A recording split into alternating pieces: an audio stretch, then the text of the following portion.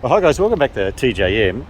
The last video I did on our Ruby XJS was we stripped out the interior to install the new carpets, and at the end of my last video of the interior restoration I said, okay, and tomorrow I'm going to start doing the carpets. Well, that was over a month ago and they still haven't been done. So this video we're going to try and get stuck into them. The weather's looking sort of reasonably okay. It's quite humid, but I've got to get it done because I want to get this car moved, because my creative builder son decided he wants to refit my garage. So he was able to get all these beautiful cupboards from a kitchen that he just pulled apart. They're only a couple of years old. I don't know why they're pulling apart a $150,000 kitchen. I've got to move all this area. I've started, as you can see, but what a mess. A lot of kitchen, a lot of cabinets here. It'd be nice when it's done, and it's probably a good thing that I can do it now while I've got the time to do it.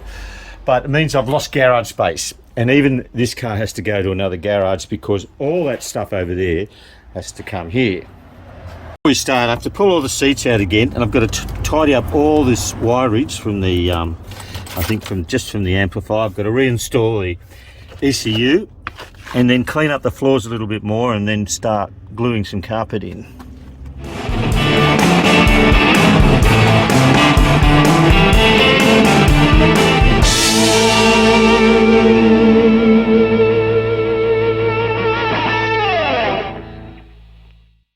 Well, I started that video 3 weeks ago and the carpets never got done.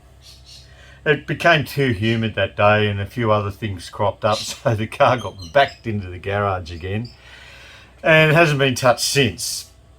So we're up in the Jag cave, and the reason I haven't done a video for nearly a month, so I apologise to my regular viewers, because it's been pretty busy. We're leading up to Christmas, there's a lot going on. Wifey and I did a motorcycle ride up to northern New South Wales with 4 other couples, and that was fun. That took up a week. And we've had pretty much heat waves in east coast of Australia lately, and it's pretty hard to do work on cars, especially outside when that's happening. But generally, just going to give you an update of what's happening with the fleet. A little bit's been going on, and a lot of social things happening around at the moment. But I'll give you an update. Firstly, we sold Natasha, my 89 V12 in Westminster Blue. It's sadly gone.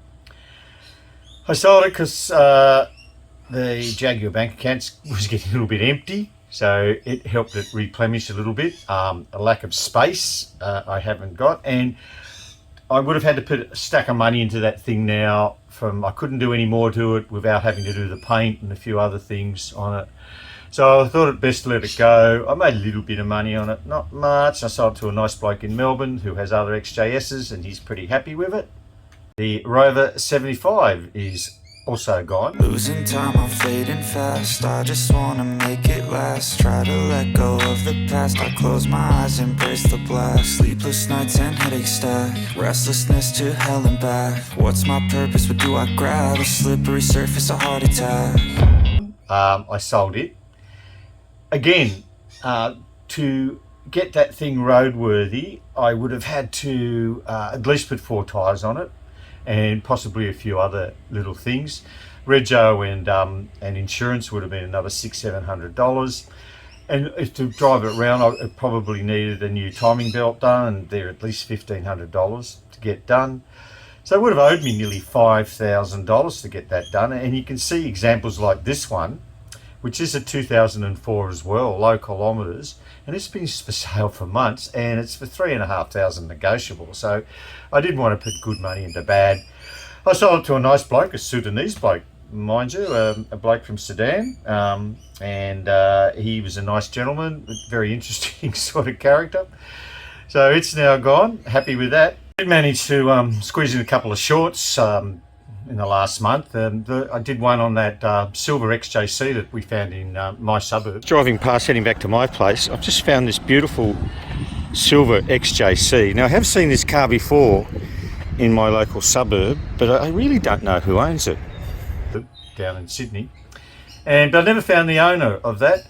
If you're watching this video, I'd love to get in contact with you to talk about your car, because it's a lovely XJC. That was okay. That the XJ40, that blue one we found up the top of the hill that I did a short on, that sold pretty much, I think, for what he was asking for it. But as I mentioned in that short, that had a really lovely paint job on it. It would have been a good $10,000 to $15,000 paint job on it. So to sell it for $4.5 grand, he obviously wasn't making too much money, the seller, and probably I never had a chance to drive it or anything, but I think it was not a bad little car except for that bumper falling off. Anyway, as mentioned, we're now up the coast in the Jag Cave, and we do have some things to do, so we'll just go through and show you what's going on here. We also did a short on the factory options that my V12 came with, was blocked sill drains. Still can't really understand why they're like that, but we're going to fix them up and tidy those up. In the Jag Cave we have the 3 cars. We still have Mr. White, my 4.2 litre XJC, which still needs work doing on it. From my last video, it's still up for sale. So coming up to Christmas, I've got a week up the coast here in the Jag Cave, so hopefully I can get a little bit of work done on it. What I need to do to it is the most important things. I want to do that headlining, and I've got the material up there somewhere. I also want to do a lockdown kit on the exhaust valve buckets. Being a 4.2, you get a special lockdown kit just to hold those buckets in so they don't rattle around. And I've watched Adam from Living with a Classic do it. It seems like a pretty easy sort of job to do, but I've just got to get the time to do it. I bought the lockdown kit from S&G Barrett. There's not much here. How much they charge you for them, it's not much here.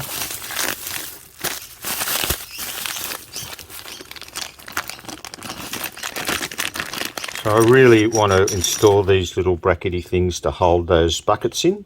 They look pretty groovy. We'll get that done. Okay, and up on the 4-poster is the 89 V12, the Series 3. It also needs things doing to it. And the most important job I want to do on it is the radiator replacement, and I have purchased a new one, a fully aluminium one. But I need half a day to do that. But I plan to do it in the next, made in China. In the next few days, hopefully. Bit of a blow. I've had these gorgeous chrome tailpipes to suit a V12 in my Boxo parts for umpteen years, and I've never used them, and I was always looking forward to putting them on a nice car, and thought I've got the Delta up on the 4-poster. I thought, what a great idea while I've got a little bit of space and when doing nothing to whack them on. But to my disappointment, one of them's a 6-cylinder one. I don't know where they came from, but one will fit. They look like the same size there, but they're a few millimetres smaller. So I get this one on, I can't get that one on. And the old ones, they're looking a bit tired, but they're stainless steel. They're not rusty, they're just tired.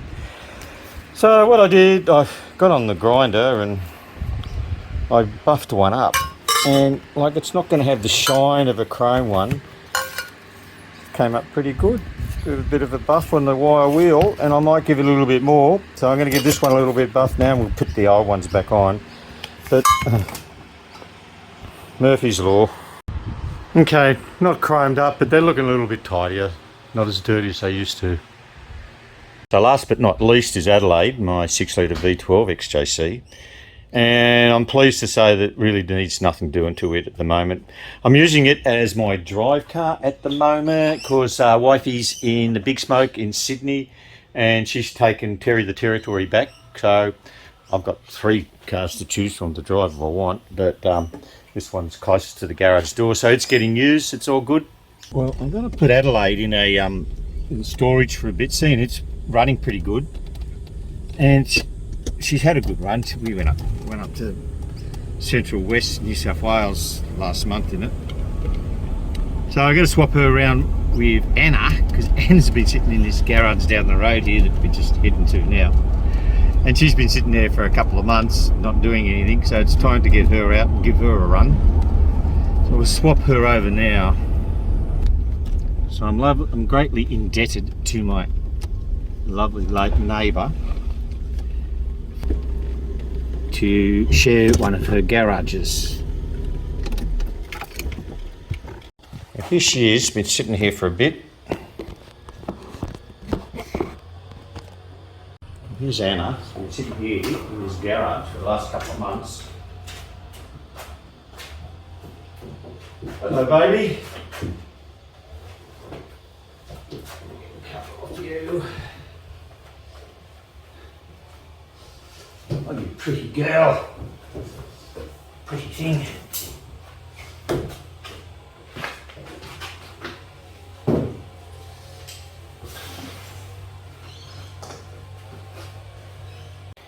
And I did do the right thing and remembered to disconnect the battery.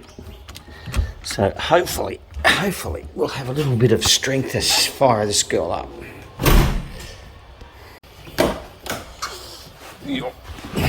Oh, hit my head on the... Okay, show the lightning.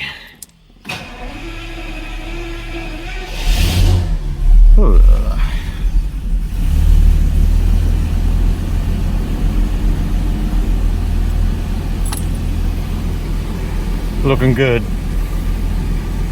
Okay, we'll put Adelaide in her spot. She can have a little rest for a while. Okay, see Adelaide, we won't keep you in there too long. You love it when you haven't driven one for a while. It's like the romance starts all over again. It's like getting a new car. So she's looking pretty schmick. I'm going to give the wheels a bit of a polish today, hopefully, if I get time. She's actually a bit untidy. I haven't been in it for a while. I had to give her a little bit of some TLC today. So the plan is I'm going to take Anna back up to Sydney tomorrow and swap it round and bring up the red XJS Ruby. And maybe we just might get those carpets done. Well, a mate of mine has a Porsche 356 early, I don't know what year model it is, it's an early vintage thing, and it's not going. It's going like a heap of shit. And he's asked me if I can go and have a look at it for him and see if I can fix it. I know nothing about Porsches or VW. It's only got a VW engine in it, 1600 VW style engine. So we're going to walk down to his place and see why his 356 is not running right. It's been in a garage for the last 7 months from supposedly a reputable mechanic, and he's driven it out of that garage and it's going like a heap of shit. So we know the carburetors have just been rebuilt. He thinks it's a fuel issue. I haven't seen it yet, but what have we got to lose? Let's go and have a look at it. Well, here we go.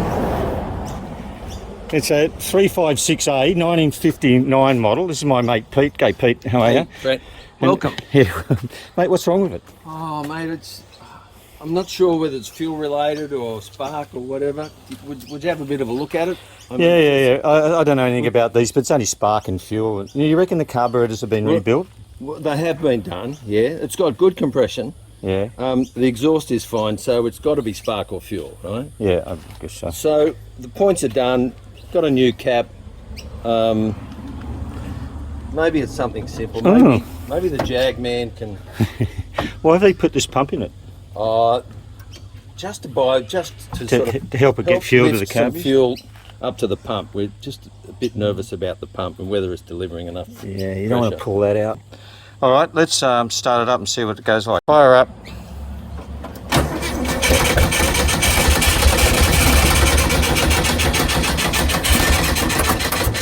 Wait, stop. Well, without the camera going, we worked out that it sounded like it was only running on 3 cylinders. So I pulled out one of these plug wires and checked to see if it made any difference. And we pulled out this one here, and it didn't make any difference to the running of the car. It was still running exactly the same. So it wasn't firing. So we pulled out the plug. The plug was as wet as anything, so we knew that wasn't firing. So we put it down to more spark than fuel when we thought it was fuel before, didn't we? Yeah. Anyway, put it down to spark. So we did a simple thing. We checked the firing order, 1432 on these things, and it's been like that for Jesus Christ was a baby. And the firing order was out. It was only running on 2 cylinders. So start it up again now, Pete, see if it's running.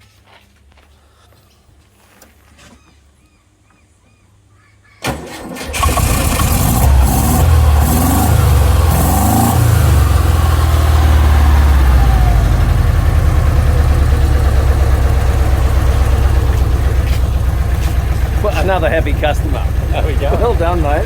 Well, yeah. Well done. It was simple. I was a bit worried there because we didn't get it going at all for a minute. And I thought, oh, he's using this thing as a wedding car for his daughter on Friday, so it had to be going. And I was shitting myself because it was sort of going, then it stopped going altogether. But we're all good. Cheers, Pete. Well done. Thanks, Good mate. on you, Brett. Yeah, Thank you. that Porsche just came out from a reputable mechanic with roughly $2,500 bill, I'm told, with the wrong firing order. I mean, what the? Anyway, it's fixed now and he's a happy man. Back to Jags. Okay, I've got an update on that Porsche 356. Pete took it for a run and it still wasn't running well at all, even though it was running on all 4 cylinders. So overnight I just looked up, I Googled a few forums and just got some basic tuning principles on a 356 and went down there and had just checked it all out. First of all, the mixture screws were way too lean. They were screwed right out. One mixture screw was almost falling out. So I don't know what was going on there. They only needed 1.5 to 2 turns. So we put it at 1.5 turns. And the timing was really retarded. Now, who does that? I just don't get it. I timed it by ear first. We just advanced it up. We took it for a run. Ran near perfect, got the timing light on it and timed it exactly correctly, and now it's running 99.9% what a 356 Porsche should run like. It had all the carburetors rebuilt by that mechanic, and that's why it costs him that $2,000 or something, those Solex 40s. Yeah, end result was pretty good. And you probably noticed in the background, Ruby's now up in the Jag Cave up the coast. We drove it up this morning in torrential rain and with no air conditioning, but it didn't fog up too much and it ran really, really well. It's a lovely car to drive. Needs a little bit of tweaking here and here. The horn doesn't work. I didn't realise that, so we've got to look at that. And the demister, the fan only works on high speed, but I think that either could be a relay or something. We'll work on that. And I'm excited because guess what I bought myself for Christmas? Yes. No more having oil baths when I'm changing oil. I've wanted one of these for years, but there was pointless having one unless I had a high 4-poster to sit it under. So we'll pull it all apart. I don't know where it's actually going to be stored. But we'll worry about that because the old Jag Cave's getting a bit full again. I need some more storage. Okay guys, thanks very much for watching my update video on my cars and what's been happening in the Jaguar world of TJM. We didn't cover all the cars. The X350 XJR, that's in the snug garage in Sydney, and that'll just sit there till we get back from the break. And also we didn't go and visit Jane, my XJ40, the wide XJ40 3.6. It's also just down in Sydney, sitting there doing nothing at the moment, but we'll get stuck into that maybe in the new year. Thanks guys, don't forget to give a thumbs up, and if you're new to the channel, please subscribe. I'd be really happy with that, and we'll catch you on the next one. Merry Christmas.